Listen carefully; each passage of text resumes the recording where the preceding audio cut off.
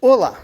Nesse vídeo nós vamos buscar discutir os fatores que levaram a Rússia a desencadear as mudanças que alteraram de maneira brutal a geopolítica mundial. Yours is a voice of criticism we don't often hear in the United States. Often when there is dissent expressed in the United States against policies of the Israeli government, people here are called anti-Semitic.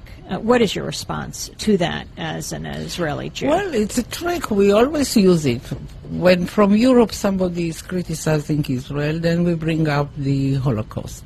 When in this country people are criticizing Israel, then they are anti-Semitic.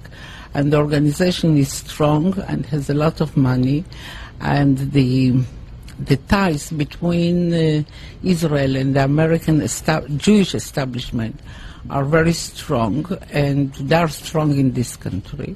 As you know, they have power, which it's okay. They are talented people, and they have power, money, and media, and other things.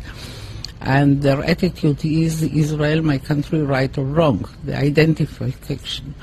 And they are not ready to hear criticism. And it's very easy to blame people who criticize certain acts of the Israeli government as anti-Semitics, and to bring up the Holocaust and the suffering of the Jewish people, and that justify everything we do to the Palestinians. Evidentemente, nós não concordamos com isso. O presidente Bolsonaro disse que é possível perdoar o Holocausto, mas não esquecer. O Holocausto foi o assassinato em massa de 6 milhões de judeus durante a Segunda Guerra Mundial. Fui, mais uma vez, no Museu do Holocausto. Nós podemos perdoar, mas não podemos esquecer. E é minha essa frase. Hitler didn't want to exterminate the Jews at the time. He wanted to expel the Jews. And Haj Amin al-Husseini went to Hitler and said, if you expel them, they'll all come here. So what should I do with them? He asked. He said, burn them. Agora, com isso, a gente concorda. O que está acontecendo na faixa de Gaza com o povo palestino não existe em outro momento histórico. Aliás, existiu quando Hitler resolveu matar os judeus.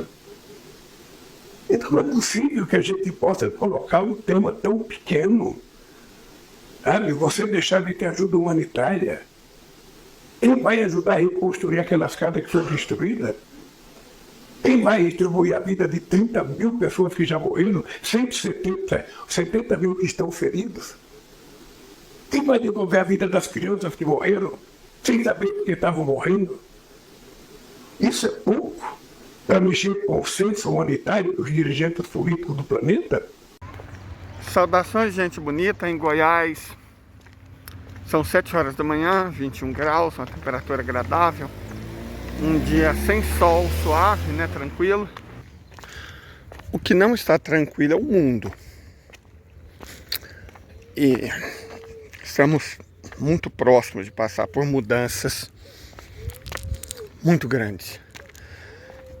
As pedras estão se movendo. Deixa eu explicar aqui uma coisa para vocês, gente.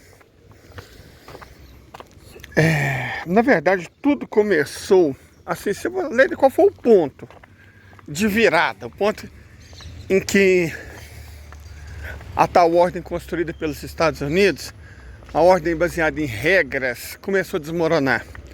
Foi na guerra da Síria. A Rússia cometeu um erro, ou não sei como ela avaliou a situação, né? A gente não sabe. Na guerra da Líbia,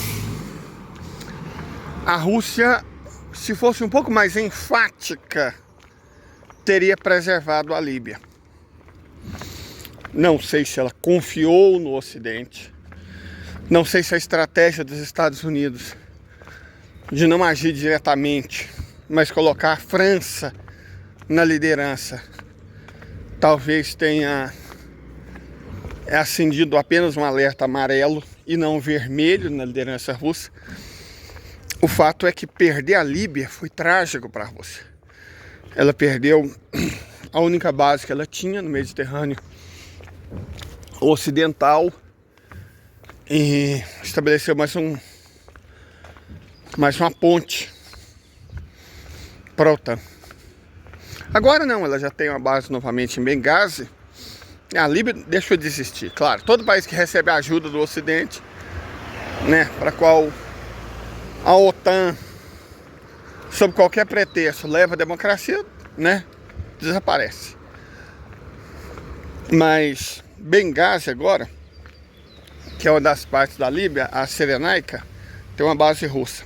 Então, aos poucos as coisas vão se reorganizando, mas de toda forma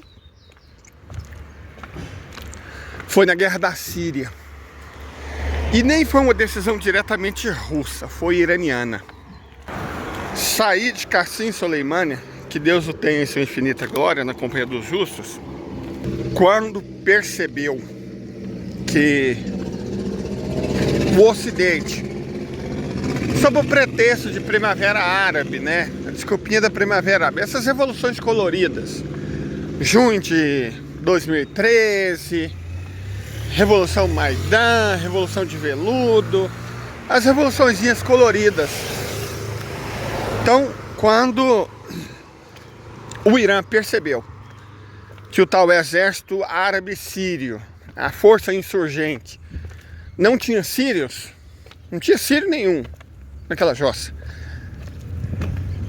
e percebeu uma mais nova organização terrorista criada pelos Estados Unidos e por Israel, o Estado Islâmico, eles entenderam que o governo sírio, Bashar al-Assad, estava periclitando, estava por um fio.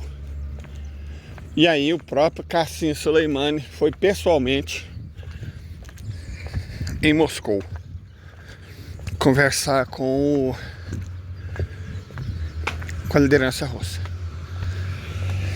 Qasim Soleimani é um homem de uma dignidade, era um homem de uma dignidade extraordinária, cuja reputação na Eurásia era imaculada. Digno, sério, corajoso. Então Putin recebeu ele e os dois conversaram por horas, na verdade. Depois dessa conversa com o Said Qasim Soleimani, Putin resolveu agir. O cara, Qasim Soleimani basicamente deve ter dito: se você não fizer alguma coisa, você vai perder a Síria igual perder a Líbano. E aí você não vai ter mais nenhuma cabeça de ponte no Mediterrâneo inteiro. O Mediterrâneo vai virar um Mare Nostrum da OTAN.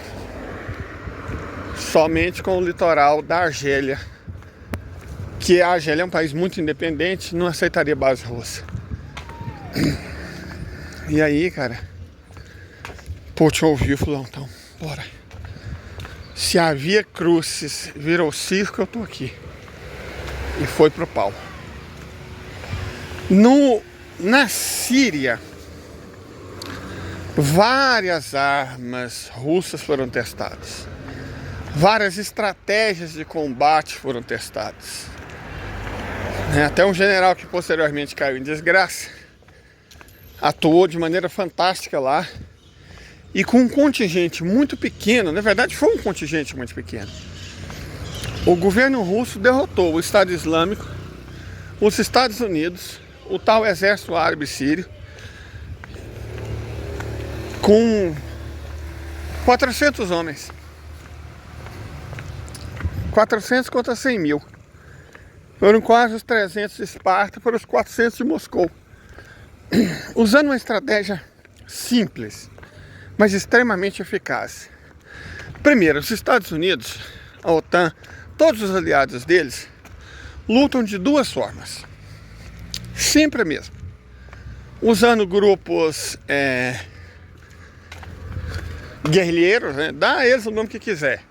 Movimento Passe Livre, Estado Islâmico, grupos internos de cada país para operar ações de inteligência, de sabotagem ou de guerrilha mesmo.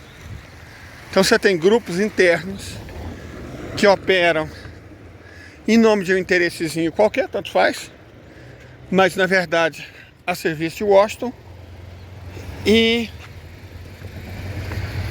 usando aviação. No caso da Síria, a Rússia percebeu que eles não usariam aviação.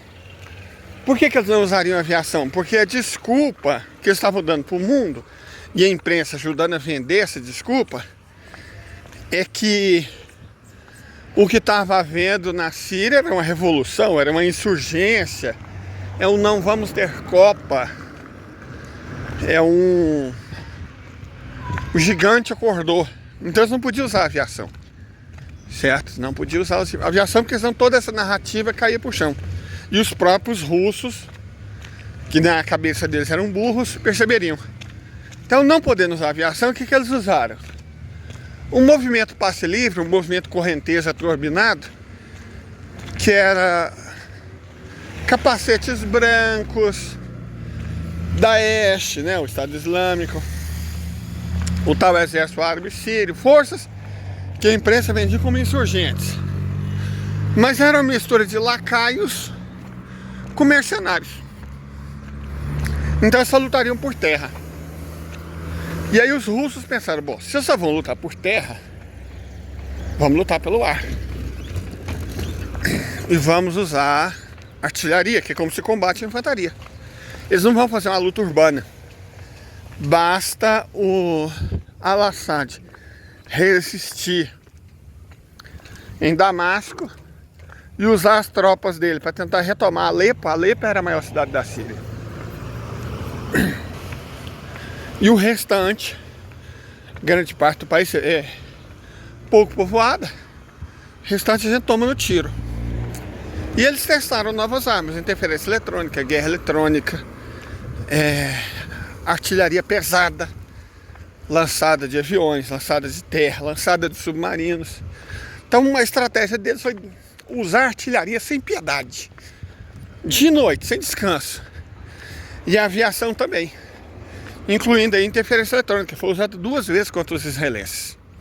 Porque assim, os ataques aéreos, quando havia, partiam de Israel. Que Israel usava desculpa de que, oh meu Deus, estamos defendendo nossos interesses, são de sempre, né? Holocausto, 6 milhões, nunca mais, somos vítimas. Então, usando essa estratégia, em questão de poucos meses, eles demoliram o Estado Islâmico. A tal resistência, eles retomaram 3/4 da Síria de volta.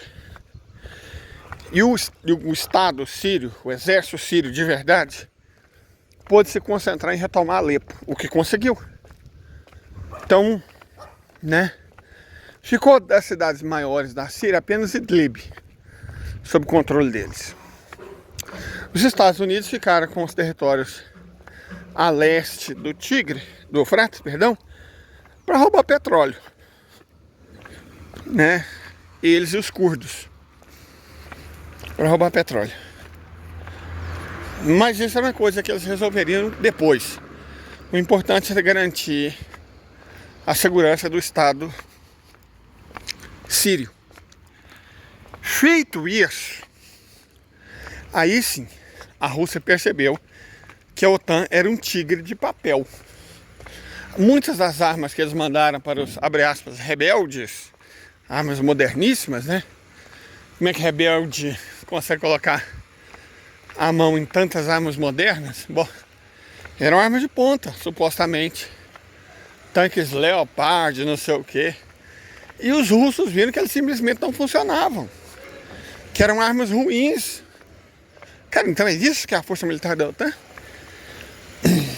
Essa virada de jogo na Síria, graças a Vladimir Putin e ao finado Qasem Soleimani,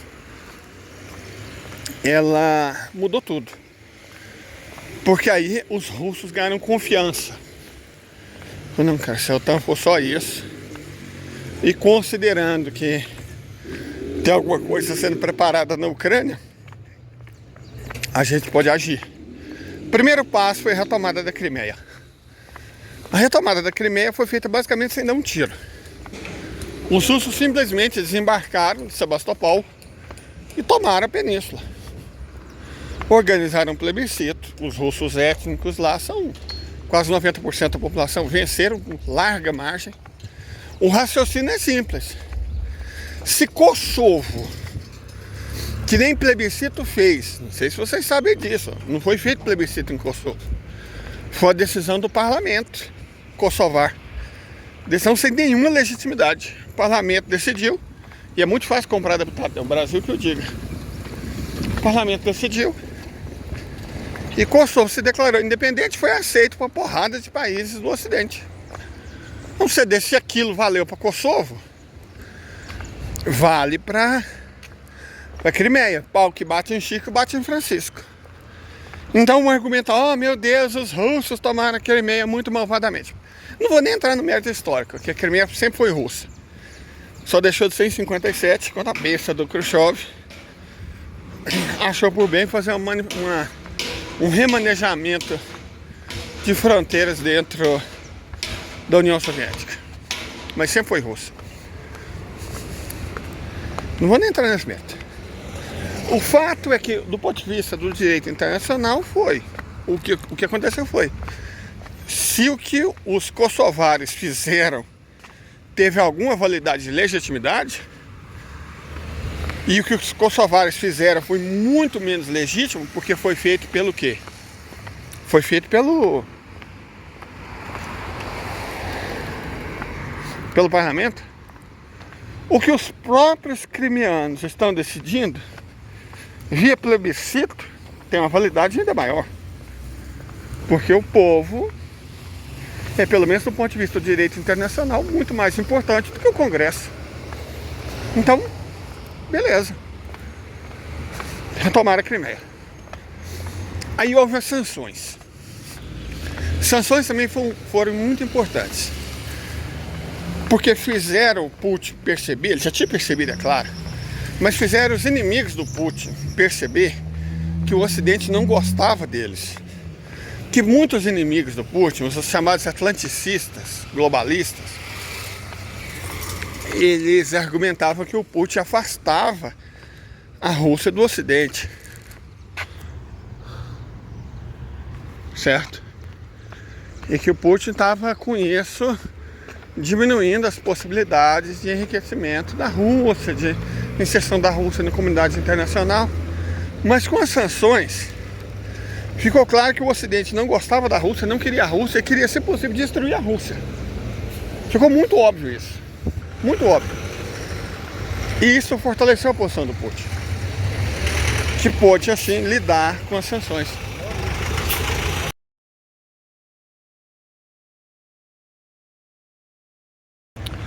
Vejam bem, as sanções, elas prejudicam muito mais a população do que a liderança política sancionada. Mas exatamente esse é o objetivo: prejudicar a população para que ela sofra muito e encare o Ocidente como libertador. Só que na Rússia isso não funcionou. Na Rússia, as sanções fortaleceram muito o Vladimir e as políticas dela, e os grupos a ele conectados. Ele pôde fazer um expurgo a partir daí.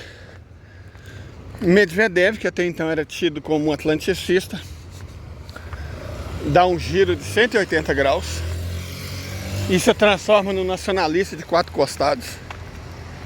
E os demais tomaram a surra nas eleições e aos poucos eles foram russificados.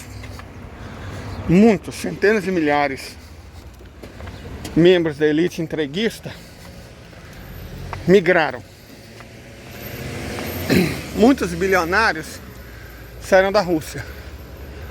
Alguns saíram da Rússia para falar mal do Putin e patrocinar movimentos antirrussos, mas a sorte sempre acompanha o Vladimir.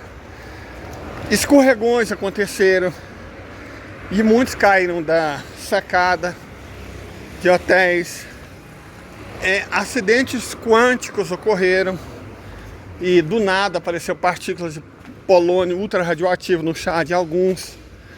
Outros simplesmente tiveram mortes súbitas inexplicáveis.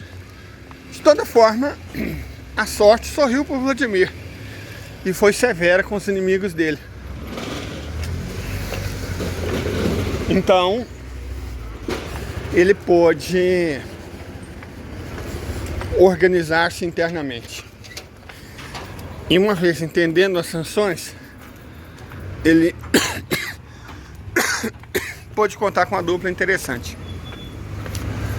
A Elvira, no Banco Central, que aparentemente parecia uma liberal, mas é muito mais inteligente do que se supunha, e o Glaziev, Sergei Glaziev, no comando da União Eurasiana, que iniciou os passos, deu os passos para a desdolarização, que mais tarde teria um papel importantíssimo, não só para a desdolarização, como para a criação de mecanismos que substituíssem o sistema SWIFT. Então, contando com esses dois grandes economistas, ele pôde fortalecer muito a posição dos russos nacionalistas, os chamados soberanistas. A partir daí, sentindo-se forte, sentindo-se capaz, quando a Ucrânia, instigada pelo Ocidente, vamos nos lembrar, a Ucrânia instigada pelo Ocidente, o Zelensky foi eleito com a promessa de fazer a paz. Fez exatamente o contrário, foi um Temer da vida, sabe? Um Lenin Moreno, Michel Temer da vida. Eleito por uma coisa e fez outra completamente diferente. Então, ele traiu o povo ucraniano. E lógico que ele recebeu muito por isso. Gente, eu ganhei um Pix pra comer um pão de queijo. É o que eu vou fazer agora, tá? Olha que lugarzinho bonito. Agora nós vamos fazer uma pequena pausa. Olha só esse jardim de suculenta, gente. Olha que beleza. A gente não pode encostar, porque as suculentas são sensíveis, né? Mas a gente pode mostrar o tanto que elas são bonitonas. Uau! Aqui tem umas suculentas maiores e aqui umas suculentas menores. Eu sei que no Japão tem os... como é que chama? Neno café, um negócio assim, onde tem gato. Então aqui nós temos o suculento café. Agora eu vou agradecer o Pix. Muito obrigado, Roberto. Eu comprei o biscoito, pão de queijo, né? Se eu como, o bando também come. Então eu comprei biscoito de goma, que eu vou ficar pra mim, que eu sou diabético, e roscas caseiras que eu vou dar pra eles, que eles não são. Por fim, nossos últimos recados.